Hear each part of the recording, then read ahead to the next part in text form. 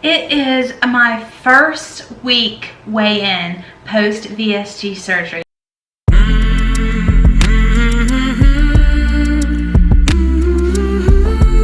Hey y'all, hey! It's Erica with Time to Shrink. I'm so excited to get to start doing these VSG videos. I've watched so many of yours for so long and I feel like my pre-up stage lasted for freaking ever. Anyways, let's jump right into it. So, today is November 29th. It is 1 week since my VSG surgery in Puerto Vallarta. Let's jump into stats first, probably. I think that's what people usually do. I'll get the hang of it, y'all. So, when I started this journey, I had decided, I think it was May 22nd that I decided, May 22nd, 2018, I decided I was gonna have weight loss surgery. I went to a surgeon in the States and, you know, long story short, that didn't work out. I ended up in Mexico. But at that point, my weight was my highest weight was 270. And when I started my 2-week pre-op liquid diet, I was 243. When the day before I flew for surgery, I was 235, and today, I don't know, y'all, my scale broke. I think it needs new batteries, but it's got this weird little screw in the back and I can't get it off, so I have to wait for my husband to come home. But then I don't want to wait this afternoon because I'll probably gain some water weight today. I like to wait first thing in the morning. So we're gonna go with yesterday's weight, even though I'm completely frustrated with that. Yesterday's weight was 230.4. So I was shocked because I am freaking bloated. I am so bloated, y'all. My hands are puffy, my feet are puffy. Like when I put my feet in shoes or slippers, they still like leave an indentation when I take it out. My stomach is like I'm pregnant bloated, like super, super bloated. I'm not in any pain. I really haven't had much pain at all since the first 24 hours. After that, it was pretty manageable, but still had some pain. And then the day of the Wednesday, the 28th, when we flew home, today's not the 29th, it's the 30th, whatever. Wednesday, when we flew home, I did experience a little bit of pain, but it was pretty mild. I would say I was pretty uncomfortable. I had to do a lot of walking and my body was just extremely fatigued. And I do have fibromyalgia, so tons of walking and tons of walking and body fatigue are kind of normal for me. So I don't know if it was from the surgery. I'm guessing it was a combination. I really thought I was gonna gain weight. I really did. I was scared to step on that scale. I thought I was gonna be way back up. So I'll take it. I know a lot of people lose 10, 15 pounds in the first week, but that wasn't my case, but I don't care. Like, as long as it's moving down, as long as I'm doing what I know I'm supposed to be doing, I'm happy. I'm happy with it. I'm so excited to be on this journey. If you haven't seen it, I just posted yesterday my VSG journey in Mexico, so I will link that up above here. And if you want to go check that out, if you haven't, it's kind of more detail of the whole first 6 days. But I did want to do this weekly weigh-in this weekly weigh-in too. All right, the other thing I wanted to talk about was, what am I eating? What does food look like? So the first couple days that I was allowed to have something, all I had was ice and some Gatorade, not Gatorade, Powerade Zero, and just little sips. Took a really long time. I was like, how in the world am I ever gonna get enough fluid in? I was slightly concerned, but by day 4, it was starting to get a little bit easier, and that was while I was still in Mexico. I had some tortilla broth, tortilla soup that I strained. I had water. I had a Zip Fizz, which I totally forgot Zip Fizz has caffeine in it, so no more Zip Fizz for me for at least 6 weeks. I drank it so slowly over such a long time, it was probably not a big deal, but I don't want to recommend Zip Fizz to people because, yeah, it has caffeine and we're not really supposed to have caffeine in the beginning. Basically, I found warm things felt good to me, so I had some hot teas and some of that tortilla soup, like I said. I did have water and the Zip Fizz, but I got enough in that day, and by that evening, my urine was nice and clear, which means I was fully hydrated, so I was super happy about that. Yesterday was my first day home, and I just kind of wanted to share a couple things that I did. This is wonton soup. Kind of looks like a jar of pea, doesn't it? Sorry.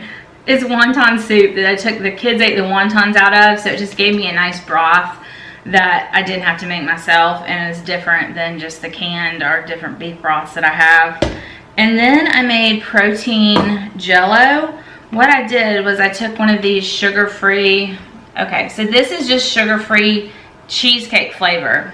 And I took this whole package, and then I took 2 cups of my Iconic Protein. Iconic Protein is my favorite pre-made protein drink, so I took 2 cups of this and put it in here. And then, oh, hold on.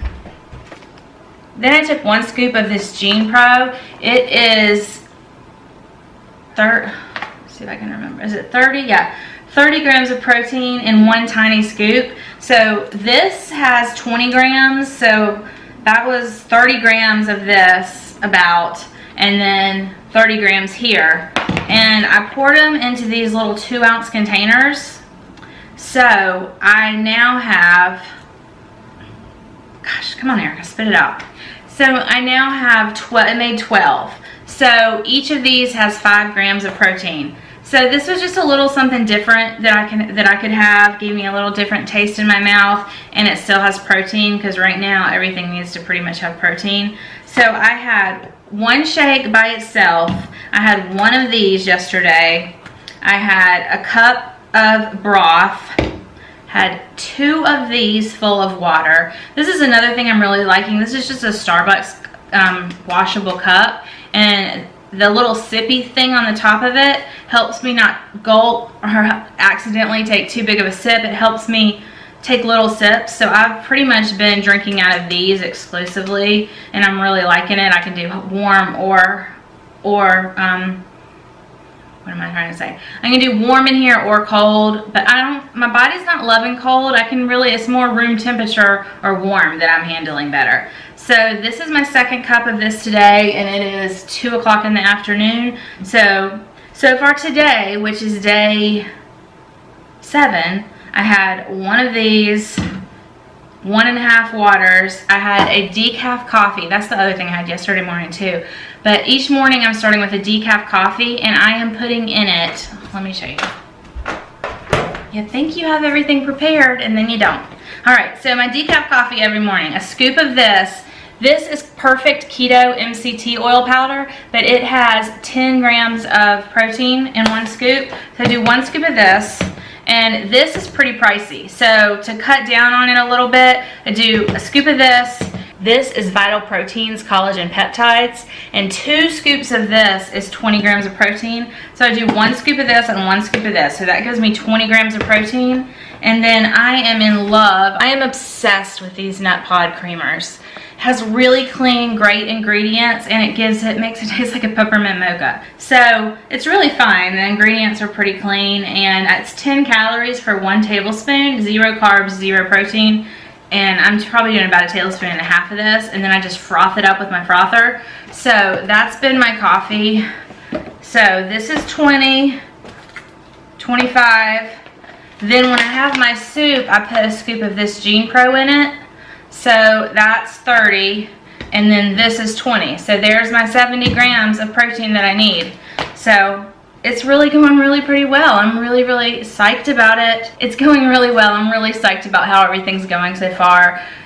I don't love the protein shakes, which is why I do 1 in the coffee and 1 in a soup form, because my stomach does not love a lot of whey protein. It just upsets my stomach a little bit, truthfully. And drinking 3 of these a day, I would just be in the bathroom all day long. So I've yet to find a whey protein that doesn't upset my stomach a little bit, and I hate pea protein. I don't like vegan proteins. So this is what's working for me, and this week has just been a whirlwind of craziness, but almost all of it was good. And like I said earlier, I'm so excited to join the loser's bench and finally have had my surgery and for everything to be going well. The only issues that I had the whole week were when I woke up from surgery, I had an epidural, so I was numb from the waist down. generally by the time you get through recovery, I'm a nurse, generally by the time you get through recovery and get onto the room, you're starting to get feeling back. I had none. From my diaphragm down, I felt nothing, which meant I had zero pain, which was awesome, but then I didn't start get feeling. So my surgery was at 5 o'clock. At midnight, I still had zero feeling, and I was starting to freaking flip out because I've taken care of plenty of patients that have had epidurals, lots and lots and lots and lots in my nursing career, and I've never seen anyone stay that numb for that long. So drama queen came out. I was freaking flipping out. Ended up having a doctor come in the middle of the night to check me out and reassure me that I was okay, one of the hospitalists, and she was super sweet. And by the time she got there, I was starting to be able to wiggle my toes, and I felt so relieved. But it literally took 12 hours for me to be able to fully move my legs in order to get up. So the downside of that was we really like patients to get up and walking within just a couple, 3-4 hours max after surgery to get rid of that gas pain. So because I wasn't able to move for over 12 hours, my gas pain was pretty freaking intense.